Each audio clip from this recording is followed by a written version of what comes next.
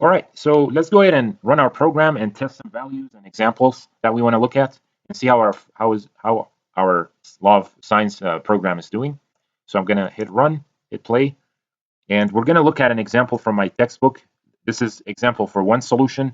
So we're given A is 118, side A is 20, and B is 17. I'm gonna enter that in there. So it's option one. Let me double check again. Yes, we have an angle and two sides. Yes, option one. So A is 118. I believe side A was, yeah, side A is 20, and then we had 18, I believe, or is it 17? B is 17. Okay, like this. And we get angle B is 48.63, angle C is 13.37, and side C is 5.24. So let's check with the textbook, see if that's what they have. So let me see. Uh, so B is 49, C is 13. These are approximations, and side C is 5.1. And that is what we basically got. The C is a bit off, but it is very close to it. But yeah, the first one is definitely a correct number because they round it and or they had an approximation symbol. So that one is working. So let's look at another example. This time I'm gonna look at a no solution one. So a new solution. Let's go to our textbook, page 788. So 788 here, and yeah, let's look at this problem, example 4. Example 4. So we have A is 50, lowercase a is 5, B is 9. So run our program. So 1, A is 50, 5, and 9. And it says there are no solutions. So that's the else command that we used. It doesn't calculate or anything. It just says based on the other two conditions, and we have no solutions in this case. All right, let's check another one. Is example 5, page, yes, this one. So example 5, page 788. So A is 39, A is 10, and B is 14. So we're going to hit number 1 again, 39. Was it 10 and 14? Yes. A is 10, and then B is 14. And notice that we have two sets of solutions. B1 is 6177, and then, or B is 6177, B1 is 118.23. So recall these numbers. I'm going to check the book and see if that's what they have, the same, if they have the same answers. And yes, they have the same answers. The answers are here. Let's use a highlighter. These are the answers, and they get the same answers as we got. Let me just double check. 6.15. They rounded 6.2 and then 15.6, 15.6 there.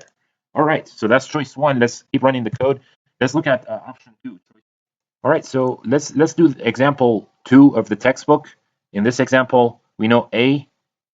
In this example, they're given A, C, and C. A is 45, C is 55, and then side C is 12. So in our program, we need to make an exchange between variables here. So in our program, A and C will be exchanged basically. So C, since we know the angle C and side C, in our program we know angle A and side A. So we're going to hit number 2. So A in this case will be the angle at C, which is 55. And then angle B, we know that's going to be angle A now. It's 45 degrees. And then side A is 12. And angle C is going to be 80 degrees. And then side B, 10.36 and 14.43.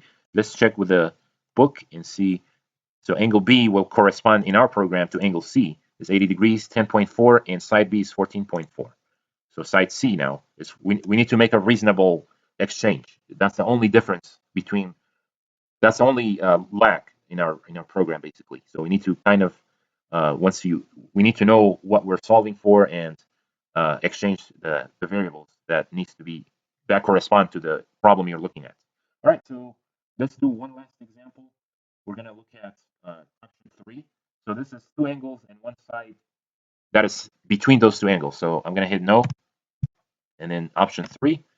So angle A is 69 degrees, angle B is 32, and then side C is 5.7, and we get that C is 79 degrees, A is 5.42 units, and B is 3.08. So you can double check this. This problem came from Math is Fun. Let's pull that up really quick. So this is problem number 2 in the question for law of science.